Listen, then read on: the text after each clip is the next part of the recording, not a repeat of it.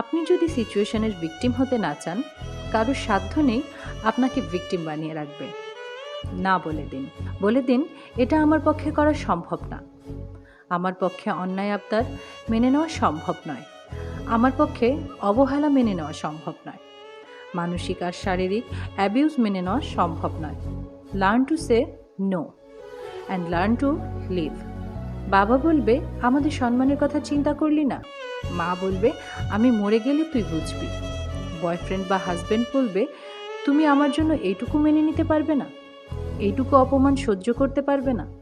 যতই ম্যানুপুলেট করার চেষ্টা করুক, তারপরেও আপনি নিজের গ্রাউন্ড ধরে রাখবেন। ইমোশনাল ব্ল্যাকমেইলের ট্র্যাপে পড়বেন না। মনকে শক্ত রাখুন। যে মেয়ে নিজের ইমোশনকে সাইডে সরিয়ে রেখে পরিস্থিতিকে বিচার করতে শিখে যায়, তাকে ভিকটিম বানানো, তার সাথে অন্যায় করা বা তাকে অ্যাবিউজ করা অসম্ভব হয়ে দাঁড়ায়। তবে তার সাথে আপনাকে এটাও মেনে নিতে হবে যে আত্মীয় স্বজন, সমাজ আপনাকে অভদ্র, অসভ্য বা বেয়াদবও বলতে পারে। কেউ কেউ আপনাকে স্বার্থপর বলতেই পারে। সেগুলো এক কান দিয়ে ঢুকিয়ে আর এক কান দিয়ে বের করে দিন।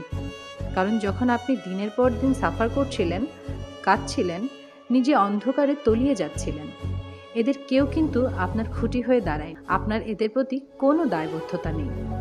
নিজের পায়ে দাঁড়ান, জ্ঞান অর্জন করুন, এর বিকল্প কিছুই নেই। নিজেকে নিজে সাপোর্ট দেওয়া শিখুন। বেসিক লাইফ স্কিলগুলো ডেভেলপ করুন। টেকনোলজিতে ভালো হন। বই পড়ুন, নিজের পার্সোনালিটিতে ধার দিন।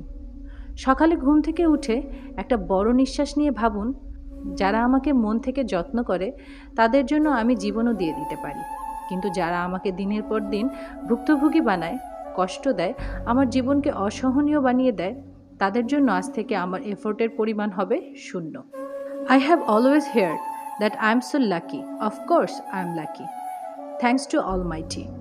But have you ever given a thought on the fact that maybe there is a little portion of luck that came with the life choices I made? The choice of believing in my gut feeling, choice of not being a victim of the situation, choice of following my judgment that I gained from experience.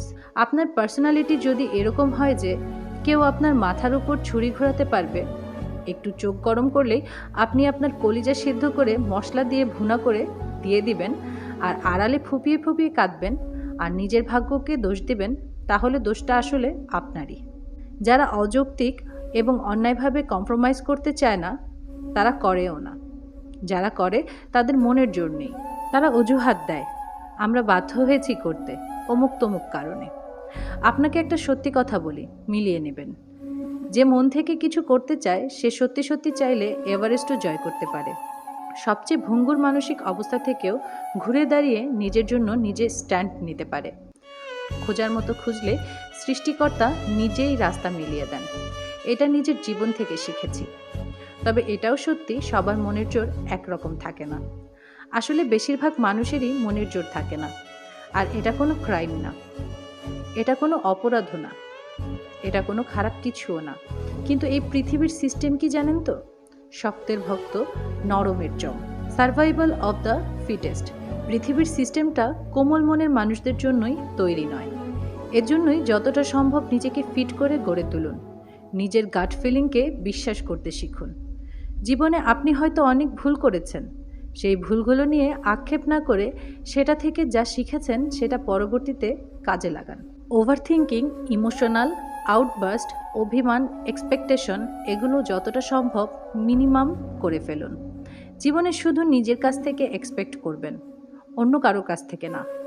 নিজে কতটা develop হতে পারলেন, নিজের মাইলস্টোনগুলো কতটা achieve করতে পারলেন, নিজের সাথে অবহেলা করলেন কি না, আর নিজেকে বাদে অন্য যাদেরকে ভালোবাসবেন, যত্ন করবেন, একদম আনকন্ডিশনালি করবেন, তাদের কাছ থেকে বিনিময় কতটুকু পেলেন সেই হিসাব মাথায় রেখে করবেন না।